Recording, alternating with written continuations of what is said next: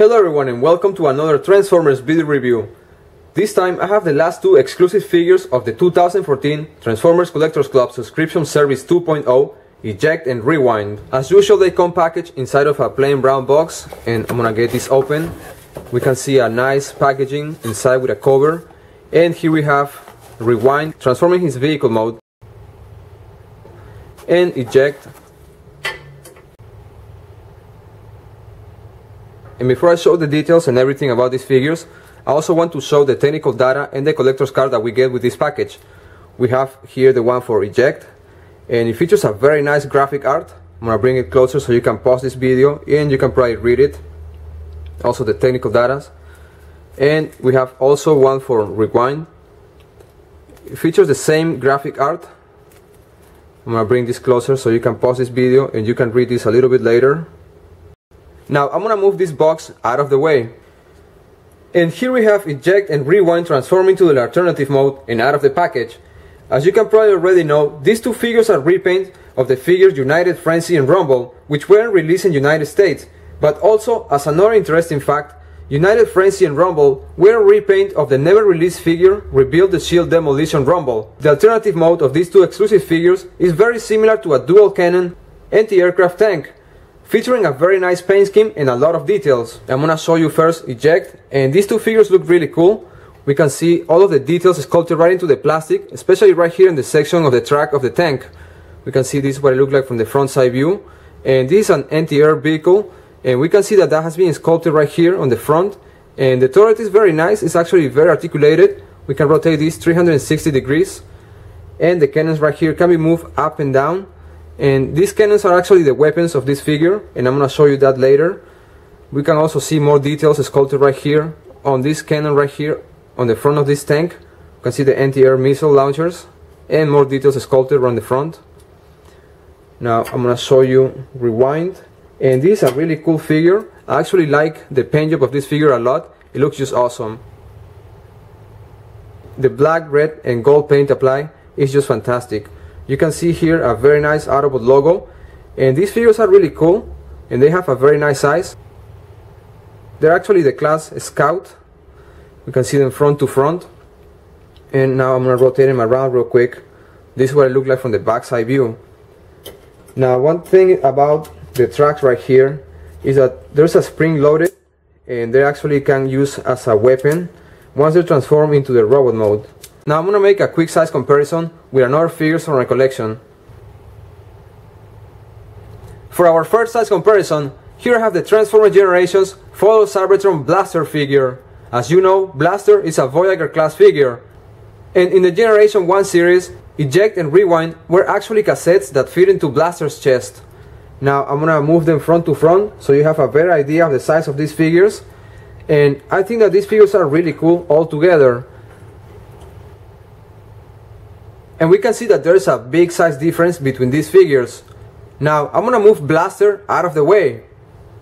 And for this size comparison, here I have Eject and Rewind right next to Chrome Dome, which also belongs to the Transformers Collectors Club subscription service 2.0 for the year 2014. Now I'm gonna move them this way so you have a better idea of the size of these figures. Eject and Rewind are Scout class figures. Now later on this video, I will show you all of these exclusive figures transforming to the robot modes. Now I'm gonna move Chrome Dome out of the way because I'm gonna transform Eject and Rewind into the robot mode. Now I'm gonna transform these two figures into the robot mode. The transformation is very simple, and I'm gonna release the springs right here so they don't get in the way, and I'm gonna rotate this around 180 degrees. Now all I have to do is just separate this section right here, and we're gonna push it towards the side, and we're gonna fold this towards the side as well. Now this section right here, we're gonna fold it down just like so. And I'm going to extend this entire section, which is the legs and the feet of this robot.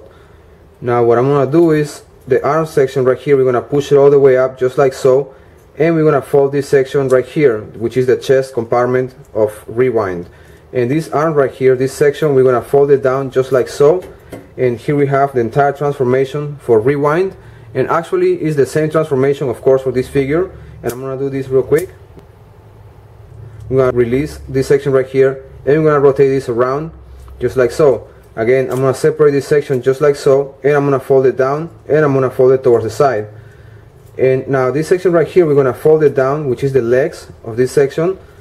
and this figure right here, Eject, looks actually really cool, and I really like this paint job applied to these two figures. I think it looks really nice. Now we're gonna fold this chest panel right here all the way down, just like so, and we're gonna fold this down, and that's the entire transformation for these two exclusive figures. And here I have Eject and Rewind transforming to the robot mode. As you saw, the transformation was very simple and a lot of fun. Once these two figures are transforming to the robot mode, they look just fantastic. All of the details and the paint job applied makes this figure look awesome.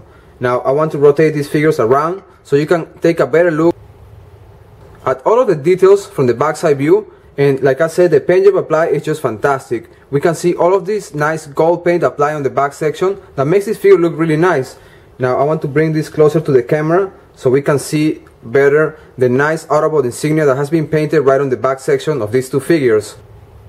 These figures are just fantastic. They have a lot of details. They also feature a brand new head sculpt that was especially designed for these two exclusive figures. Now I want to bring Eject closer to the camera so you can see all of the details. And as you can see, this figure features a very nice paint job and it looks great. We can see more of the details right here on this section, on the arm and on the pectoral section. We can also see a nice paint job applied right on the legs, and I already showed you what it looks like from the backside view. Now I'm gonna put this figure aside here real quick because I want to do the same with the figure Rewind, and this figure looks fantastic. I really like the paint job applied, the black and golden paint, and the new head sculpt design of these figures is just awesome. Now you can see more details right here on the section of the legs and right here on the hands. Unfortunately, these two figures cannot hold their weapons on their hands, and that's why they have this little section right here, and I'm going to show you that in a little bit, because first I want to show you the articulation of these figures, and for that I'm going to use Eject. Now we're going to start with the head sculpt articulation, which is really good. It can be moved to the sides without any issues. The arms are on a ball joint and we can rotate it 360 degrees without any issues at all. Now for articulation on the elbow, it seems to have like some kind of double articulation right here. As you can see, it can be articulated right over here as well. The sculpt for the hand is very nice, but like I say, it's not able to hold his own weapons. This figure doesn't have any waist articulation at all, and the articulation for the leg is good. You can move it freely all the way to the front. However, to the back, there's a little panel right here that prevents most of the articulation towards the back of the leg. The articulation for the knee is really good, up to 90 degrees, and it's also on a ball joint.